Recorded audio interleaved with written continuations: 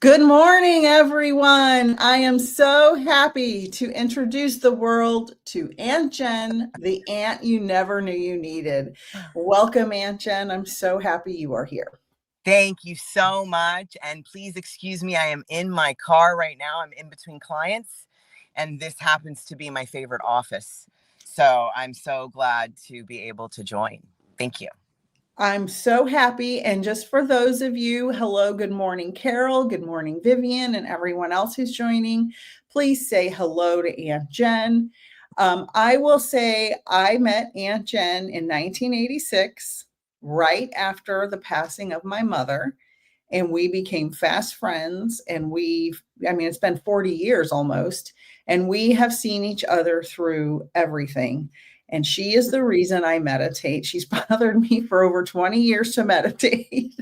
and Finally, I started meditating.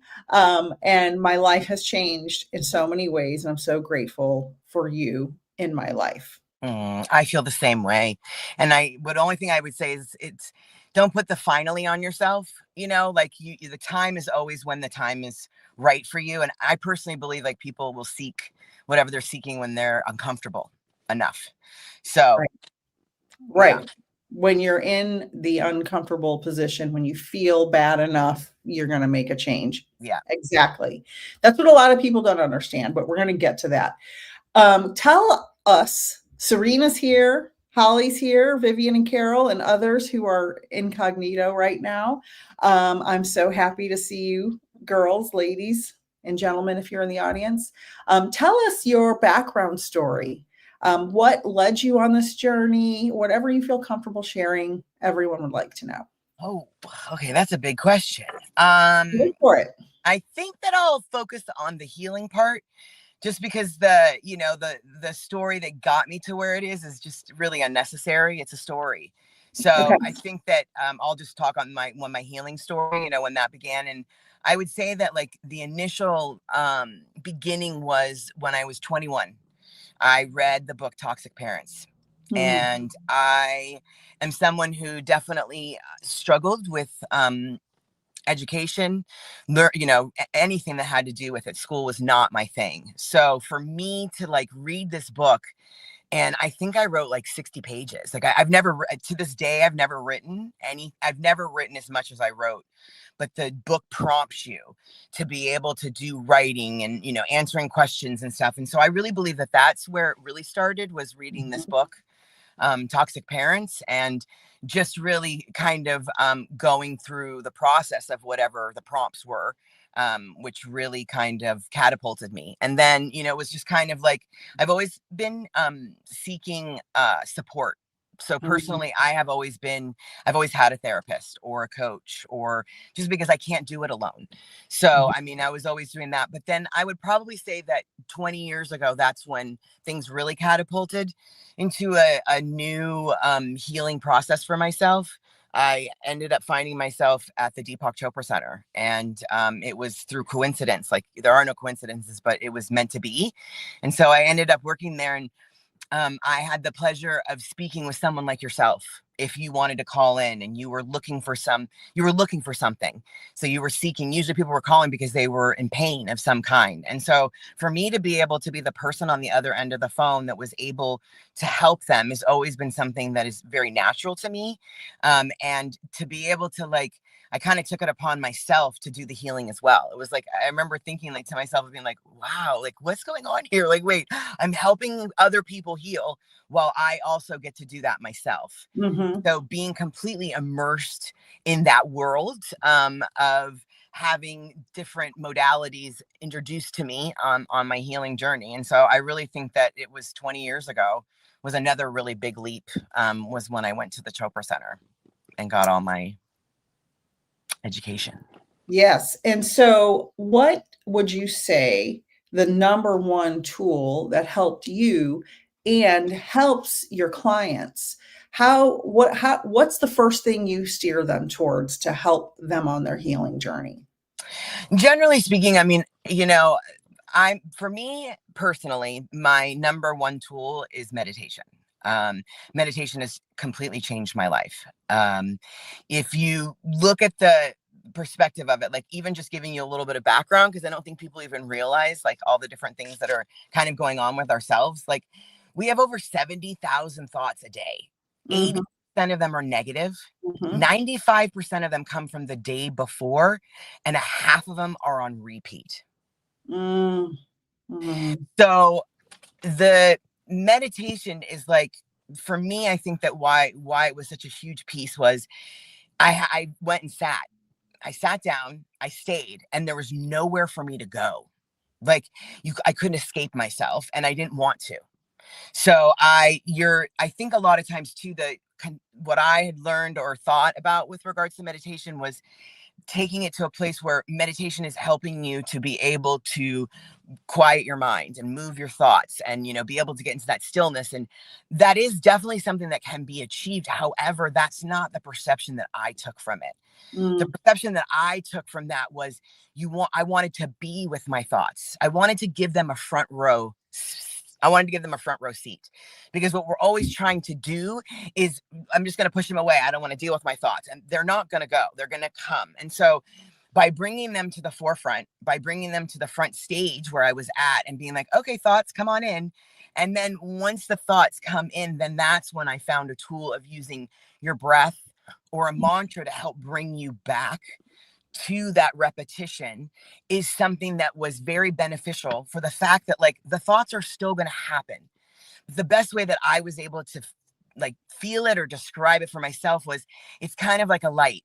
So we have lights, right, that you just turn on and off. And I feel like with meditation, you have a dimmer. So you've added a dimmer switch to your light that you have within yourself and what's going on.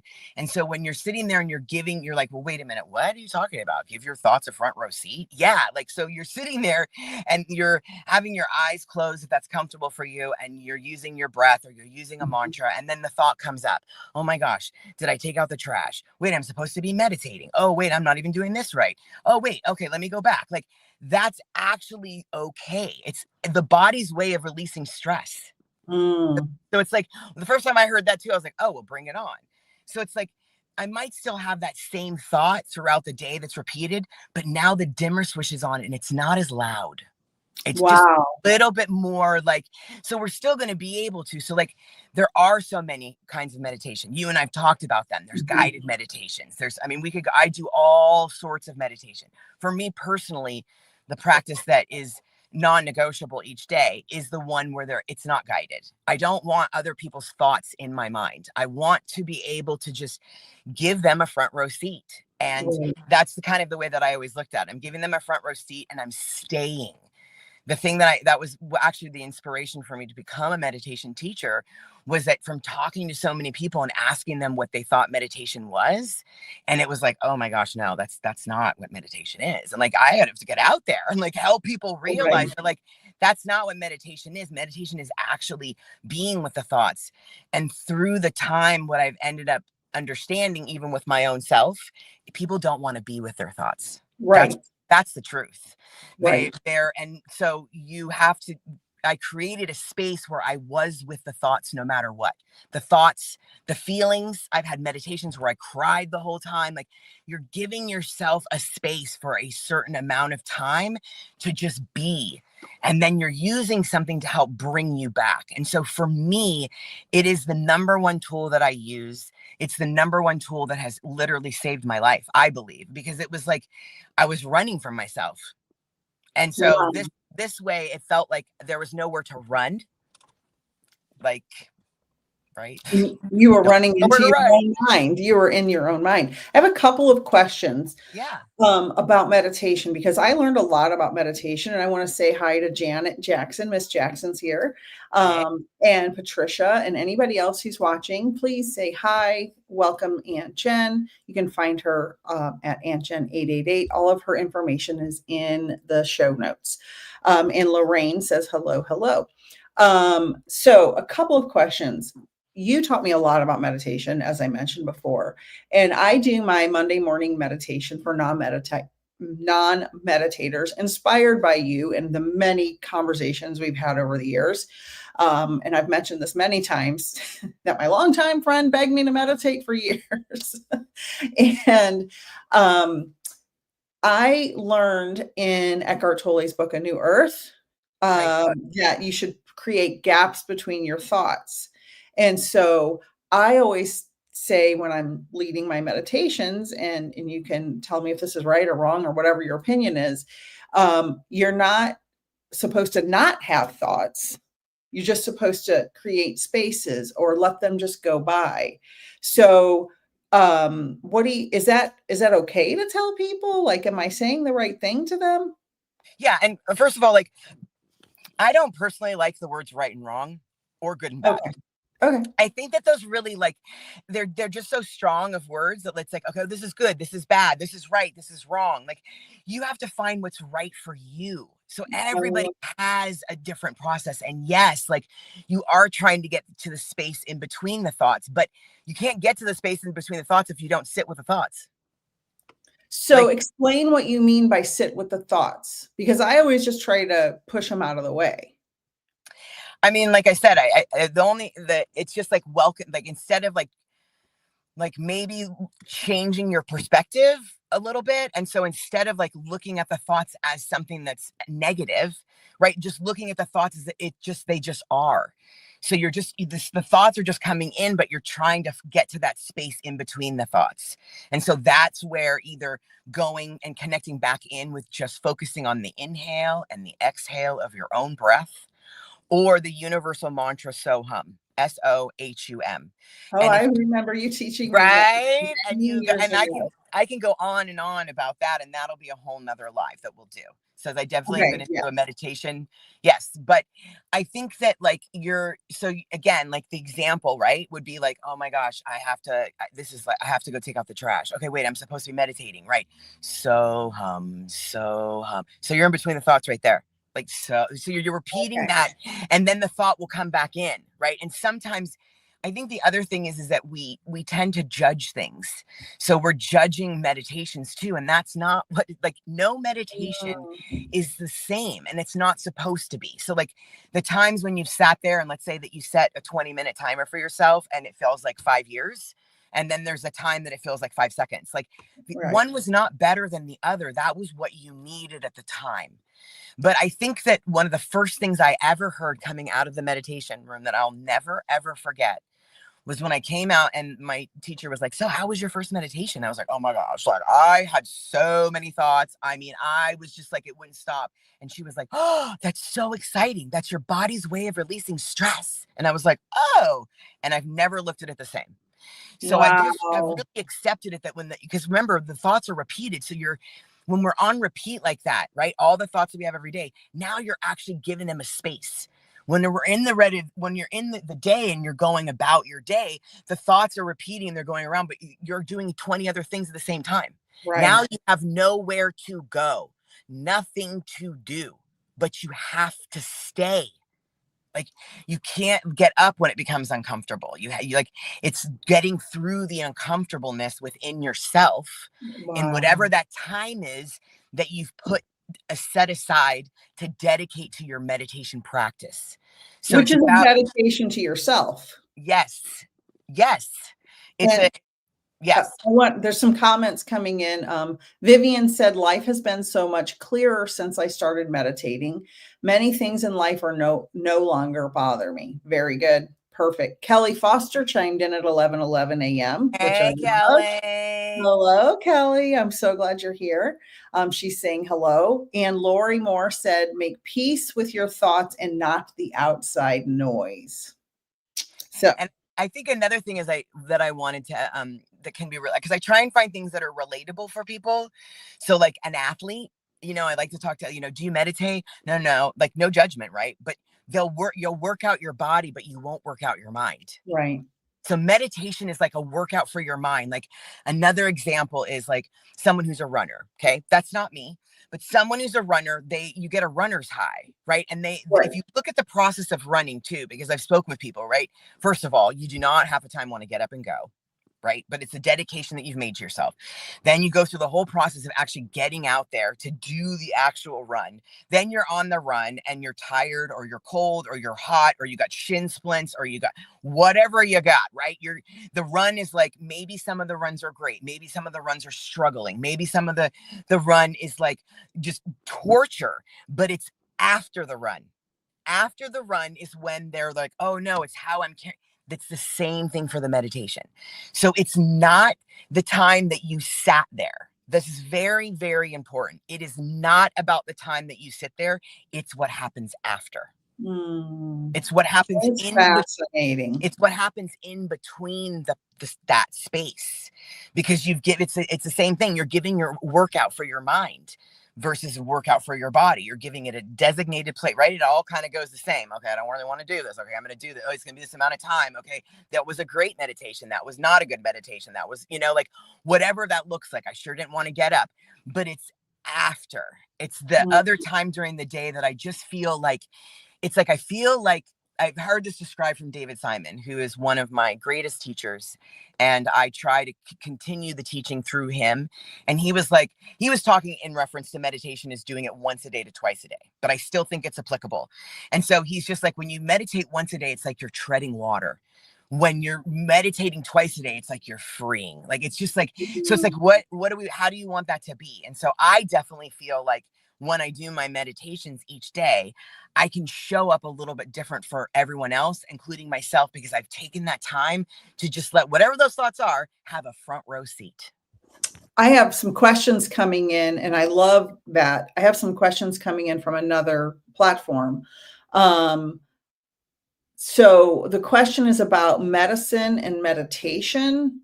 I'm not really sure exactly what the person means, but do you have any type of information about medicine affecting your body and meditation together? I don't. The only thing that I can think about, like when I hear that, like medication and meditation, and I'm not saying, I think it's really important for everyone to understand too, that everyone is an individual. And so individually, like, people are going to experience things very differently. But if I'm not really sure what the way the question is being asked, but Okay. if someone's asked, like, are they asking, like, I'm on medication, like, can I get off medication if I meditate? Like, They're saying pharmaceutical versus natural herbs. So if you could clarify your question in the chat over here, separately from the chat you guys are seeing here, let me know, unless you understand what they're saying. well, I mean, I think they're asking me if there's an alternative to medication. And I believe there's an alternative to everything. I Yeah. just think you have to find the alternative that works for you. I mean, again, it's chemical. So it's like chemically lining up of whatever that looks like. Right. However, like, there's alternatives for all kinds of stuff. It's Right. just the process. Mm. She said, yes, that's what I'm asking. So I agree that everyone's body is different. From female, that you can have 10 females that are 50 or 60 years old, and they're all going to have different mechanisms working in different ways and different hormone levels. And you give them all the same medicine, which pharmaceutical companies don't really test medicine on women. That's another story for another day. You can have 10 women and give them the same medicine, and they all react very differently. So we do have to advocate for ourselves in the medical system because it's crazy out there. We have to check in with our bodies, and really, a lot of people are disconnected from their bodies, and they don't understand that if they're taking a medicine, why don't they feel better? Well, think about, is it working for you? If it's not working for you, don't put it in your body. So that again, that's totally a different subject for a different. That actually is another subject, and we might want to bring that up, because a lot of times we leave our bodies because it's not safe. Right. And when there's traumas and different things that are going on, like we're not even conscious that we're not, and it's very, very common.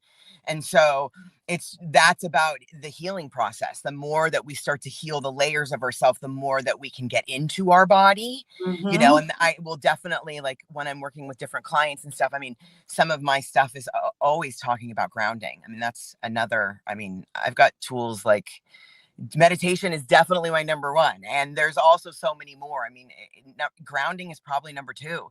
And that's just really connecting in with the earth, putting your bare feet on the grass, like you can get so much from that, and you can release so much giving. Yeah. If you come from the philosophy of believing that we're all connected, everything is energy, like not only people, but also the trees and the everything, then like the earth can help us.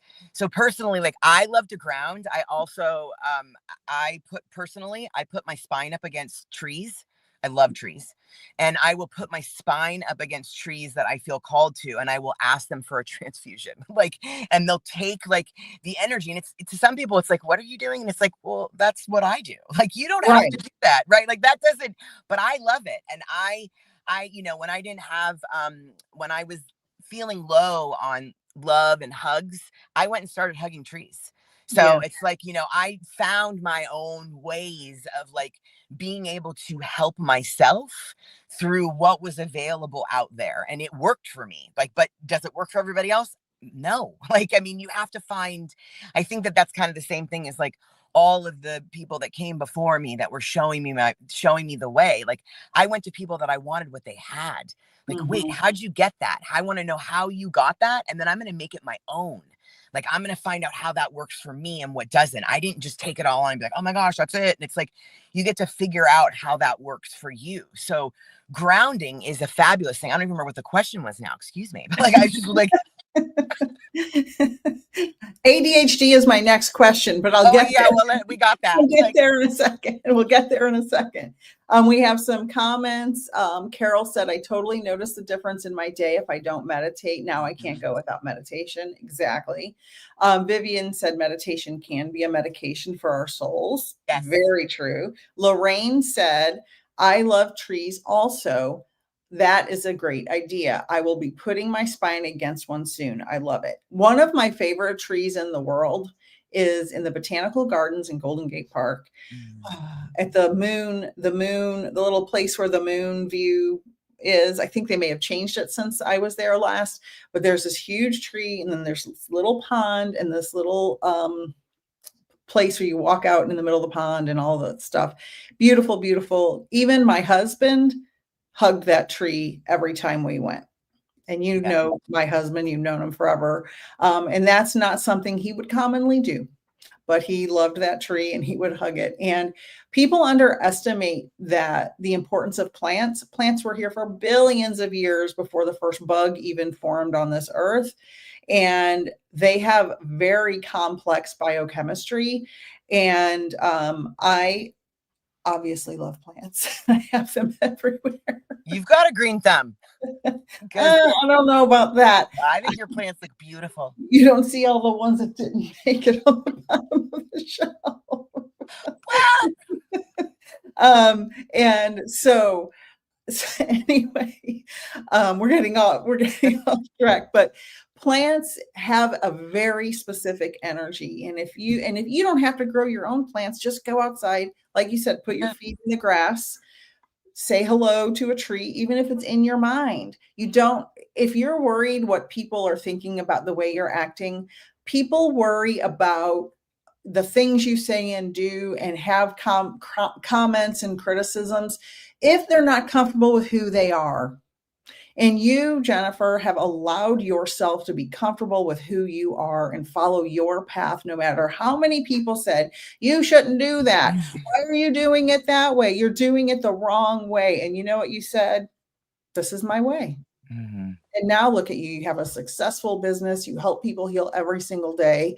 You're literally between clients, traveling on the road and taking the time to stop in and talk to me. Yeah. I mean, the healing journey it's a solo journey. It's a lonely path. and there's other people that are traveling too. And so when you find your tribe that's traveling, it doesn't make it, it still is, it's a very hard path to go down. And I wouldn't do it any other way because it's bringing me to myself. And one comment, I'm sorry, I wanted to go back to, someone had said that they don't miss their mornings. And it's like, for me, if I feel like if I don't meditate, it's like I only have one shoe on. Oh, that's a great point. It's like I That's forgot a shoe, great right? point. Like, for me, that's what it is, because it's been in me for so long. And it's like, oh, what's wrong? Oh, you only got one shoe on today, girl. And I was like, oh, right. Like, so Right. yeah. Even hubby, because he's been meditating for about 10 years now every day. Sometimes he'll get a little cranky and he'll be like, I need to go meditate. And I'm like, good, please do. Lorraine said she got chills from that. I think she's talking about hubby hugging the tree. And Laura snapped. Hi, Laura. Welcome in. Said hi all, or hello all. Now, my next question is about people with ADHD and how can they navigate, because I feel like the older I get, the more ADHD I get, and maybe I'm on the spectrum and I'm just not diagnosed. I'm pretty sure of that now that I have hindsight.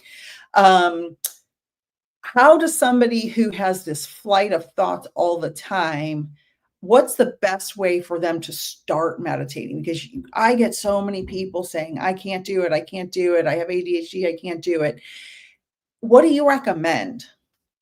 Well, first of all, I have ADHD, and I'm on That's why you're the perfect person to ask.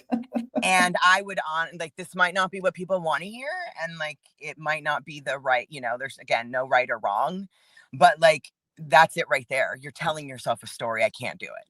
Like you're literally being like, I can't do this. And it's like, because you have this idea in your mind that you're going to sit down and like, I can't, this is exactly why what you just said is the main reason why I wanted to be a meditation teacher, because that's what everyone would say to me. And I was like, well, good, then you're doing it right.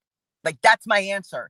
If you're sitting there and you're having all your thoughts, and again, you talk to another meditation teacher, they're going to give you something different, right? But for me, you tell me that and I'm going to respond, great, you're doing it right.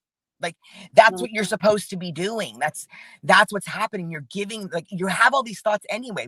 I just gave you all the numbers of like how many you're going to have. So like, how do you think you're going to just go to this place and be like, oh, well, I have ADHD, so like, I can't sit there and do that because my thoughts will never stop. Like, well, then how do you think you're ever going to help get with the thoughts to help to be able to shift that if you don't start some new process? But I totally get it. It's kind of the same thing as if I have something like, oh no, I can't do that. Right. I'm not physically able to do, and it's like, you're already telling yourself the story. And so you already have the ending of what it's going to be like. And so it's like, you get to change the narrative for yourself and be like, okay, I struggle with this, but I'm going to try and see what happens. Like, I'm going to sit there.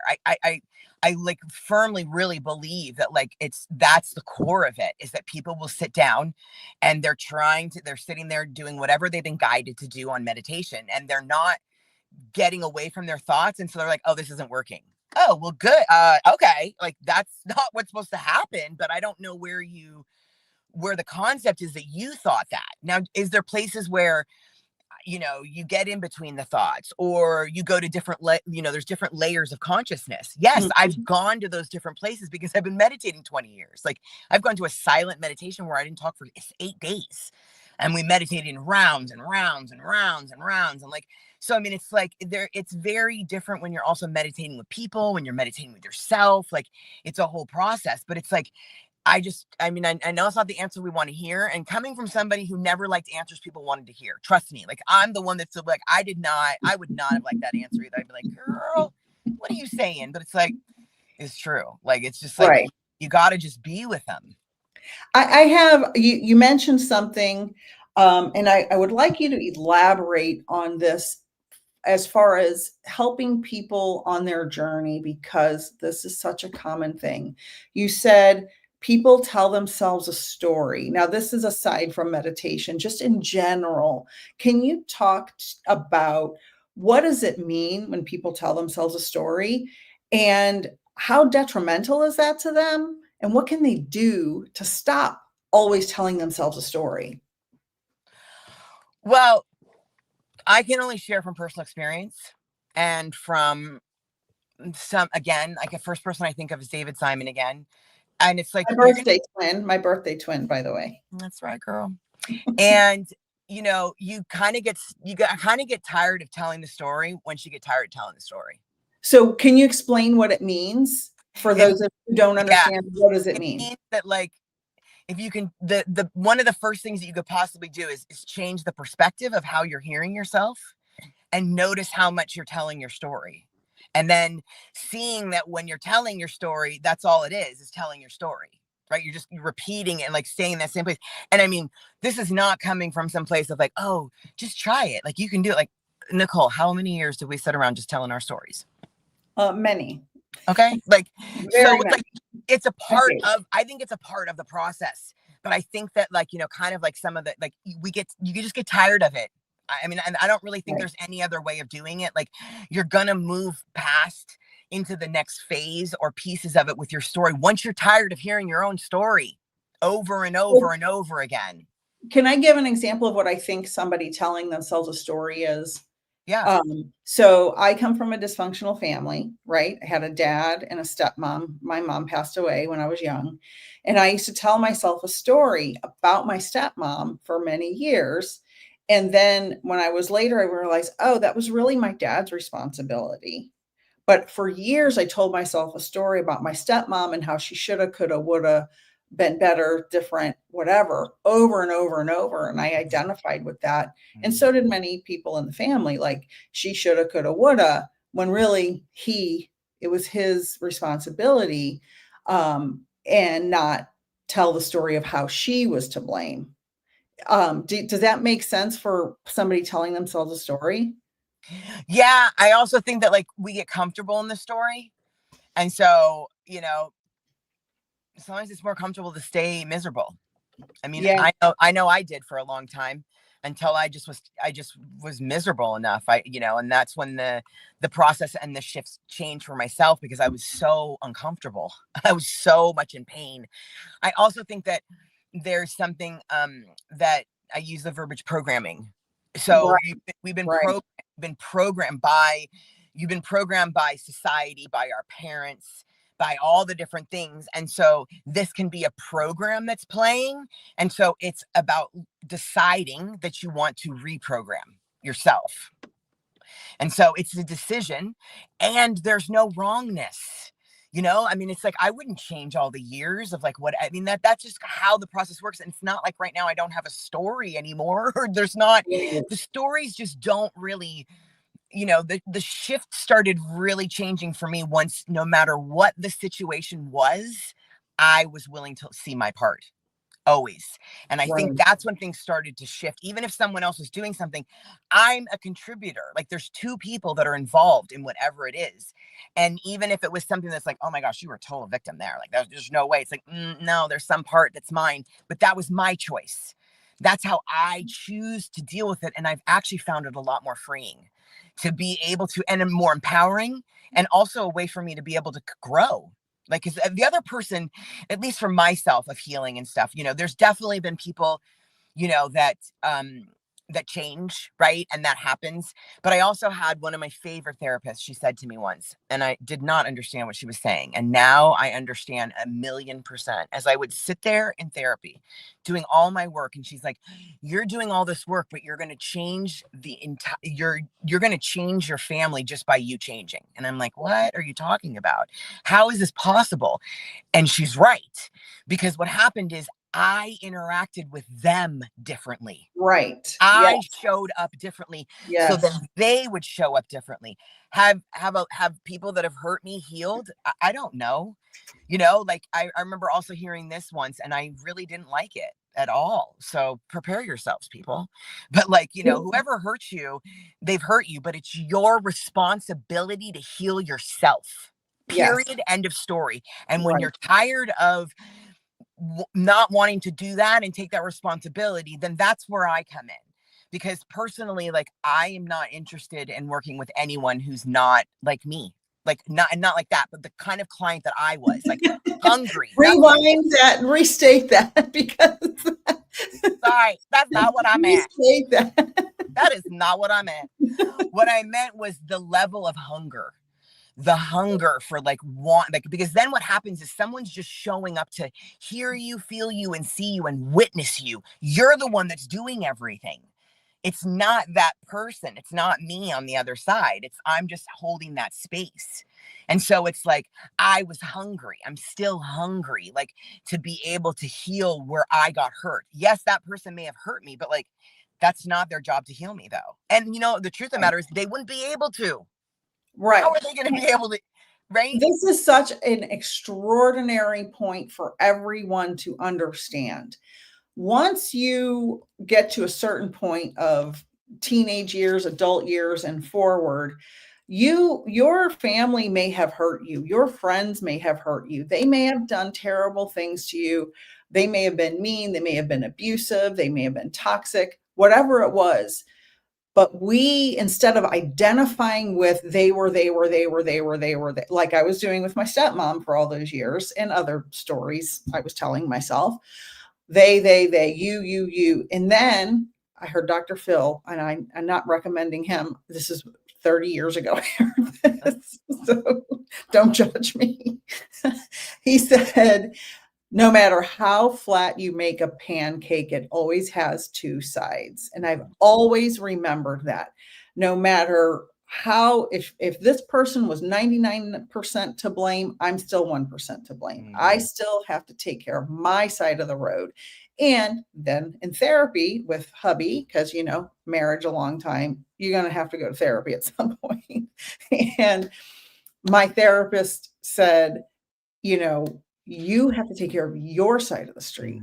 Stop waiting for him to change. You have to take care of your side of the street. And I was not happy when he told me that, because I'm like, I didn't do anything wrong. What I did, obviously, I still have to be accountable for my part, whether it was allowing a certain behavior or whether it was participating in a certain behavior or whether I was just wrong in the way I did something. And it's very hard for those of you who are out here listening live or on the replay. And I see all the comments. Thanks, Dawn, for watching at your lunch. It's very hard when we have to accept and admit we're wrong. It sucks. It's terrible, but we aren't perfect. And we do have lots of things we do that we could do differently or better, but don't shame yourself because being a human is very hard. So accept what happened, deal with it appropriately, take accountability in your relationships, and then do better next time. Don't then identify with the shame of I'm bad. Then that's a new story, which is what you were talking about earlier.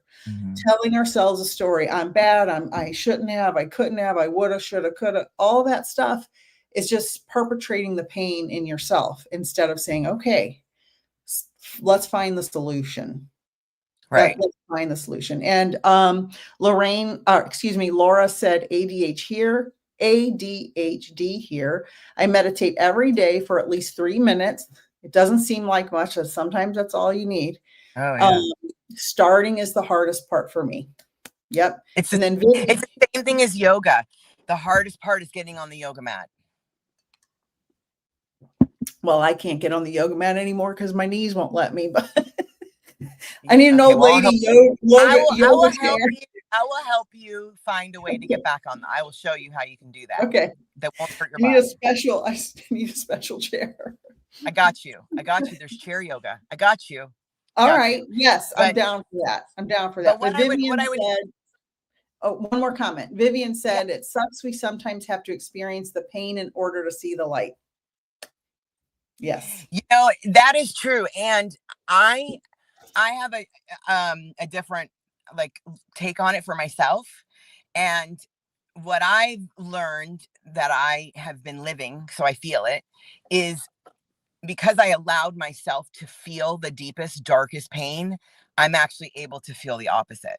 I can go to that level because I allowed myself to. And so I'm not saying that's what happens to anyone else, but I've practiced it with myself and being like, oh, if you want more joy, like they go hand in hand. Like, so it's like, if I'm able to go to those deeper, darker places, which I definitely have, then I can come out to the light too. And it's even more amplified, and it's even more like kind of what's going on, which again, I think one of the other things we're talking about, like, we were talking, what I wanted to kind of pull back around with, like, taking care of yourself, is like, we look outside of ourselves for everything. Yes. And this is about not, and looking inside. It's kind of the same thing as, like, I'm a big on the love story. We all have, everyone talks about these love stories they have, but who's talking about the love story you have with yourself? Right. Like, the love story that you have with you is going to create the love story that you're going to attract later. And Absolutely. so I am always trying to up my own love story. I'm very selfish about my love story right now, because it's like, I want to be able to have that with me so that I can in turn be able to be with someone else. Like, someone can only love you to the capacity that you love yourself. Someone cannot love you more than you love you. So if you're in pain and you're having a hard time and you're like, oh, but I have this great partner and they love me way more than me, like, you actually can't receive it. Like, I would have a conversation with you to be like, you're actually blocking it because you don't have those levels within yourself to go to. So, like, that you up yourself and then you can receive. It's kind of like you attract where you're at too. So wherever you're attracting around you can help show you, just kind of like, I don't understand what's happening all around me. It's like, ooh, maybe look, I mean, those are just things I've had to do. None of this stuff is like disclaimer. Like, I live in this. I'm still doing this. I'm still like on the trajectory. I'm still like, I'm not stopping. I didn't arrive somewhere. Like, Right. Right. There's no, oh, I made it to the end of the journey. I want to say something that, inspired by many of the conversations we've had over the years. When I'm doing my live readings on YouTube or wherever, I often get young women, almost always, who ask me, and I'm going to tell you what I tell them, and you tell me if it sounds familiar. I think I already know what you're going to ask. I really think I already know exactly what you're going to say. They want to know if they're going to find somebody. Right. If the person's going to come back. Right. Am I going to get reconnected with my ex? Am I going to find my soulmate? Blah, blah, blah. And I always say the same thing. Take care of your emotional health, your trauma, your baggage, whatever it is you have to deal with, anything that's making you feel not normal emotionally. Get your education, get your money in order, get your home in order, get everything in order. And when you're emotionally healthy and intelligent, you will attract the right person to you, or be able to discern if that person is the right person, because you don't want to do all this healing work and then attract a narcissist, because narcissists love healers. So what do you say?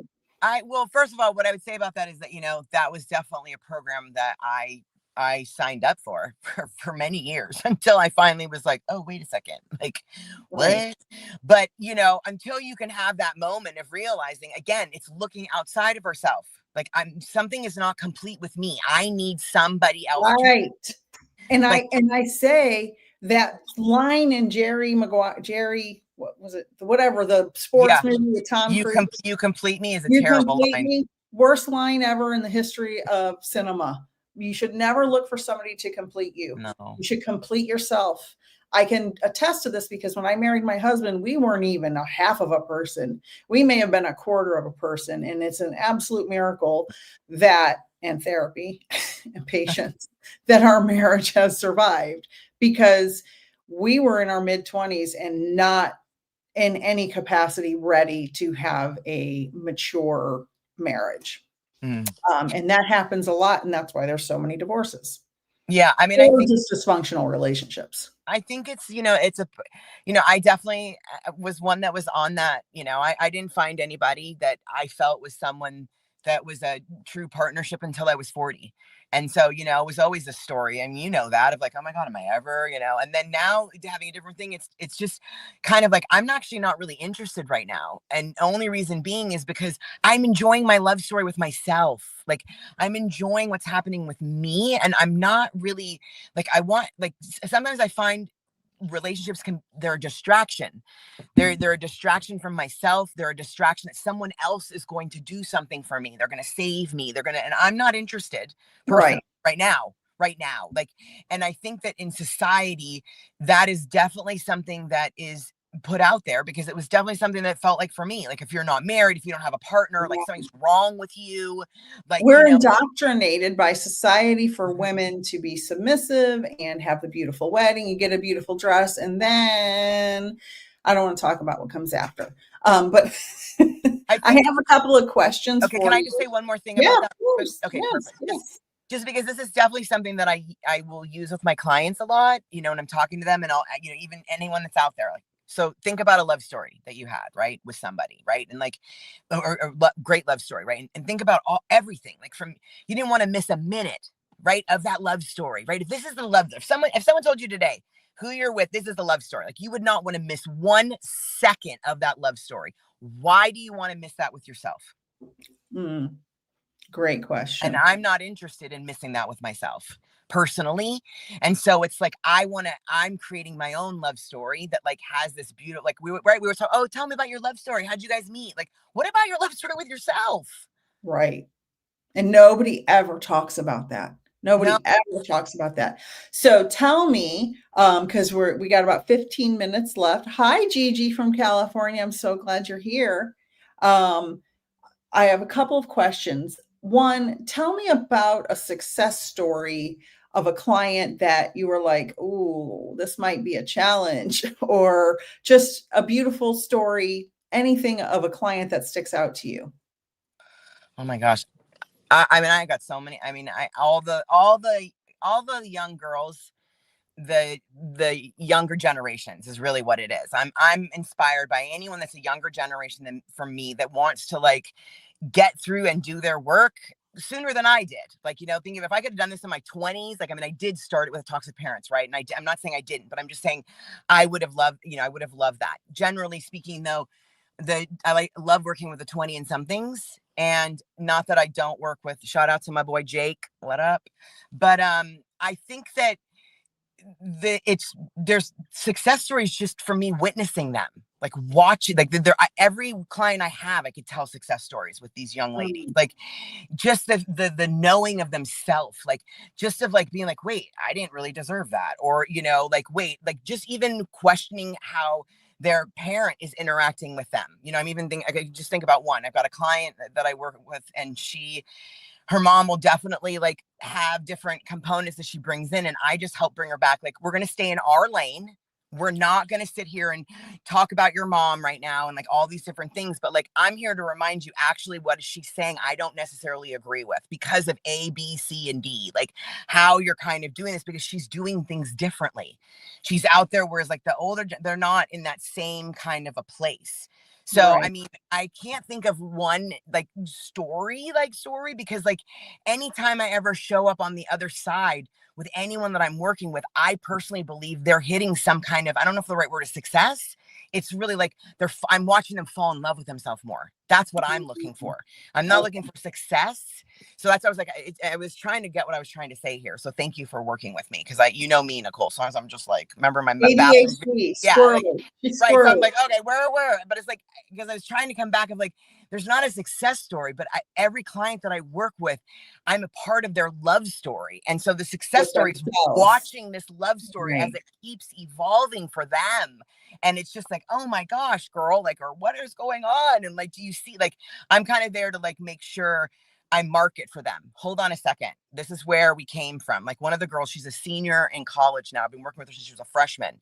And so at all times, when we're doing things regularly, like, I remind her of where she used to be. I'm her tracker, right? This is where you were. This is what was happening. Remember this, remember that. Like, and then she can see her growth, because when you're living it every day, you don't see it. Right. You're just going forward. And that's why I like to have a coach, because I need someone that's going to help me be like, oh, no, wait, hold on, girl. Like, you're getting ahead of yourself. Like, Right. this what you're, and so, I mean, to me, it's a success story, because she was a freshman, horrible, like, having, it was terrible. And now she's a senior living on her own. And, like, she's not even the same person. Like, she's not even, like, and the levels that she's at, and, like, how much she has herself. That is what, like, I'm watching and seeing. Growth. Her growth. Yes. And Growth. that's what brings me so much joy, is, like, watching her have herself in a way that like someone can't take that away from you. You Right. have yourself. Kelly Chuff said, hi, I'm late. Hello. Hi, Kelly. And I'm glad everyone's here. It's important for us to realize we have to love ourselves first. They say to moms all the time, make sure you take care of yourself. Now, not every mom gets to hear that. Not every mom is allowed to do that based on circumstances, but we should definitely, in any part of our lives, we should take care of ourselves first. I was talking to a client yesterday. I'm like, take a nap. Take a nap. You can take a nap. You're an adult, 45 years old. Take a nap. You know, if you're overwhelmed, it's okay. So anyway, that's beside the point. But It's not though, because the one thing I want to say is I do not want to come across as judgy. It's just an opinion, but I've witnessed and watched a lot of mothers who pride themselves on sharing that they sacrifice themselves for yes, their child.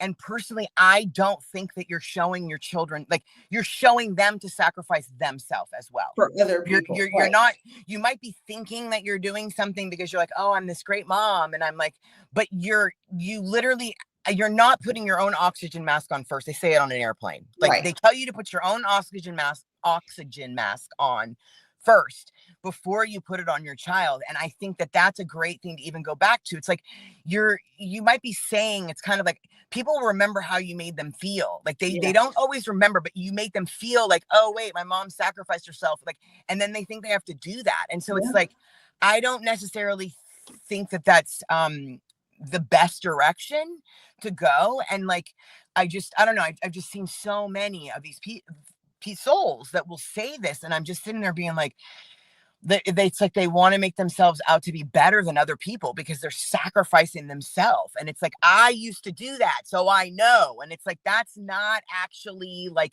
you're seeking something so much. That's why you're sacrificing yourself, because you're seeking something. And the only person that can actually fill it is you. And so when I was finally able to realize of like, oh, wait, I should be pouring into myself. Like, not, but it's a process. And no one can really tell you something. You actually have to see it yourself. There's really no other way of doing it.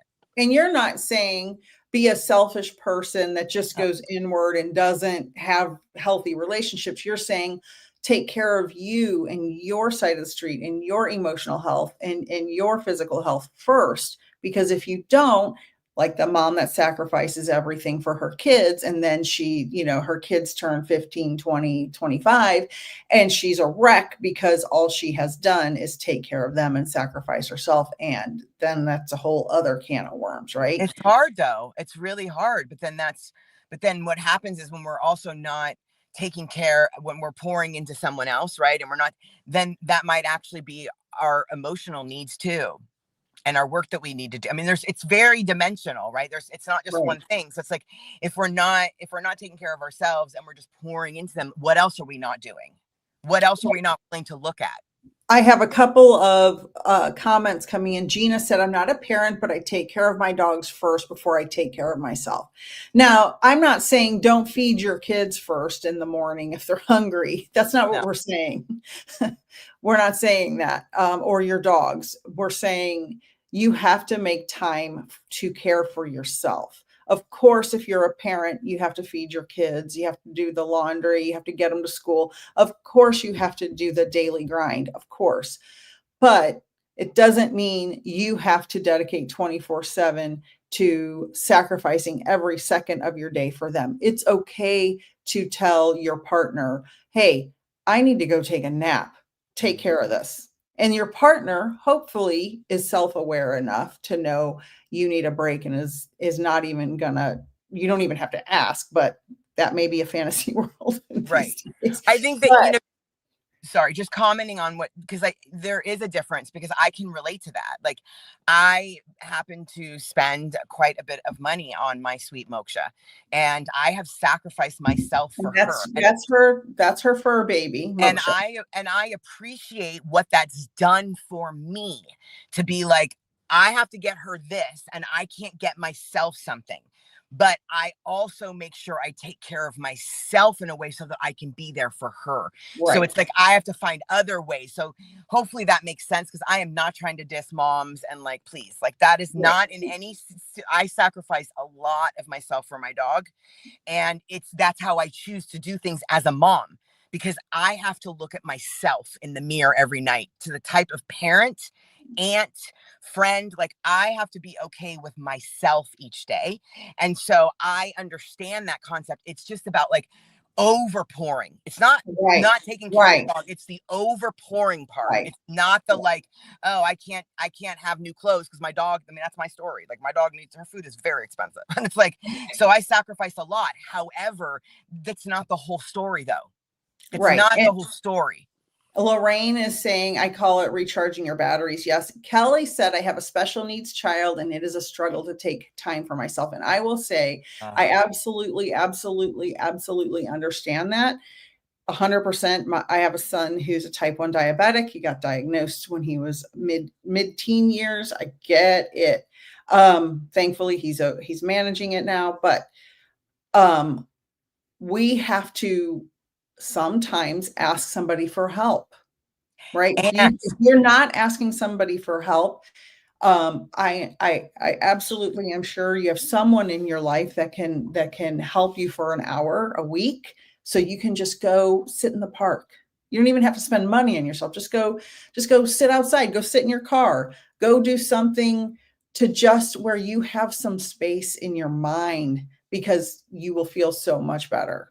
Go ahead. And something just as simple, and it's free. I'm sorry, what was her name? Kelly. Connecting with your breath. So you're very busy. And so this is what I'm talking about. Like, you might not even be paying attention to your breathing. So literally when something's going to happen, let's say that you've got to do something with your child, and you have like, just take a second to connect with what I mean by that is you're literally focusing on the inhale and the exhale of your own breath, nothing else. Even just one inhale, one exhale. Like, you're literally conscious. I am taking an inhale and I'm going to exhale. And there you go, girl. Like, it can be just as simple, but that is the concept, is that we're not even connecting with our own breath. We're so like, going out there. So that can be something that's free. That could be something that you can do, that like you can help to fill yourself up and take care of yourself first. And so maybe if that feels right for you, Kelly, just trying something like that, that it's just like taking 3 breaths. I'm going to give myself 3 breaths before I go into their room and check on them. I'm going to give myself 3 breaths before I go ahead and I put the lunch down. I'm going to give them 3 breaths before I have to go and take them to the bathroom. Like, that is it right there. Like, that right there can start the process. And to me, that's powerful. That's you giving to yourself first. That is just as simple as that, your own breath. Let's see. Gigi said, totally agree. I'm 65 years old and just starting to take naps. It feels so good. I've been taking naps forever. I love I'm a napper, but I'm not a good sleeper at night. So that's why I have to take a nap. I have a final question as we wrap up today. Okay. Aunt Jen, the aunt you never knew you needed. And I can tell you this, she's the aunt to all my nieces and nephews and my own kids, and she's wonderful. Kelly said, yes, I will do that. Perfect. What type of services and coaching programs do you provide? And just FYI, if anyone's interested, all her links are below. And she has a freebie as well to give away today. So what type of services do you provide? I provide one-on-one coaching for clients, where we meet weekly, bi-weekly, and, do a, whether it's they just need to check in, or they want to go down a 6-week self-love program that you can start with. And then I also do some groups. Sometimes I can bring groups together, young ladies together, where we can all kind of talk you're not just doing it one-on-one, and you're doing it more in a group. So those are the 2 things that I really offer right now. And your freebie is a guide for self-love and self-healing. Anyone can get that if they email you. And the link for the email is below in the link tree, but it's AuntJen1972@gmail.com. Is that correct? That's correct. Right. So anybody who wants a freebie, email I hope I'm typing this right. I should have put this in ahead of time. 1972@gmail.com. And I'll put that up on the screen. And this is a guide, a starter guide to self-love and self-healing. And it also has all your links in the guide as well. So if anybody wants a freebie PDF digital guide, email AuntJen1972@gmail.com. Any last minute suggestions, comments, anything you want to share?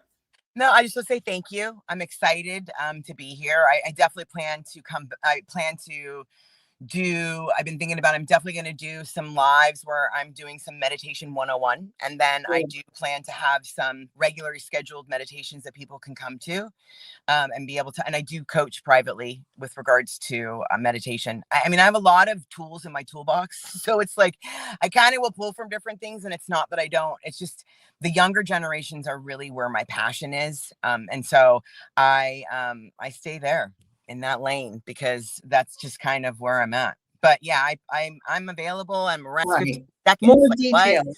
Like there needs more to be, details. I need more on this one. And so that's, I think I'm going to, when I do a live or something, I'm going to use that as the platform to pop off of. Meaning I'm going to talk, see the ones that have gotten a lot of hits and be like, okay, let's talk about this one a little bit more because they're all expansive. And, just to kind of wrap things up, like, I do Aunt Jen because I need Aunt Jen. Like, I need the reminder myself. That's my first reason that I do this. My second reason is because I have lots of children that have called me Aunt Jen, and I love it. But I have 5 that are my blood that it's hard to reach them. And when I realized that I could possibly reach them on a platform of the internet, just to be able to get in their head of like, what's Aunt Jen saying to me? Like, that's what motivates me. I actually I'm a great aunt now too, which is very, very exciting. And then I do it for the world, for anybody that feels like, hey, wait, but the main reason for me doing this is for myself. I need the reminders. I need to remember, like, okay, that's right, I remember that one. Or, just to kind of have that. And then, to be able to have I call them pattern interrupts. It's kind of like if you can have something else in your head and it interrupts the pattern that you usually have. And so it's like, if I will talk about something that maybe my nephew is thinking about, all these things like, wait, Aunt Jen said something about, I'm not trying to be right, wrong, good or bad. I'm just trying to help you figure out if that works for you. Right. How does that resonate with you? Like, I'm just here like everybody else. Like, I do not want to be a guru. GURU. That's what guru stands for. Like, it's not, you know what I mean? We have some comments coming in. Angel said, what state is Aunt Jen in? Northern California, where we met and have a long history together. So Aunt Jen is in Northern California. Gigi said, grateful. Thank you, ladies. Annie Yuki Chick said, I've been lurking. Great stream, ladies. I'm glad you were lurking. Elise Lady Shadow says, hello, sweetheart. Hey, Lady Shadow. I love your cards. She has amazing cards, people. Yes, she does. Cards can be very powerful. Just to kind of pick a card, show her cards. She got beautiful cards. I love those cards. I'm gonna have to get me some of those. They are psychic creations, beautiful tarot deck, absolutely wonderful. You guys have seen me pull them live. Lorraine said, internet went out. Carol said, thank you both. I enjoyed this podcast very much. Kelly Chuff said, thank you, ladies. And Carol earlier said she takes care of her special needs grandson. She totally understands. She takes deep breaths and it works. So they're good job. Anybody that wants the free self-help, self-love guide from Aunt Jen, email her. It was so wonderful having this conversation. We will be having more. You'll see us posted on all of our socials. Follow Aunt Jen on YouTube and Instagram at AuntJen888. You can always send her a private message on Instagram as well. And I love you, and I love you all. And thank you all so much for being here. Thank you. Thank you. Thank you. Thank you. Bye. See you soon. Bye.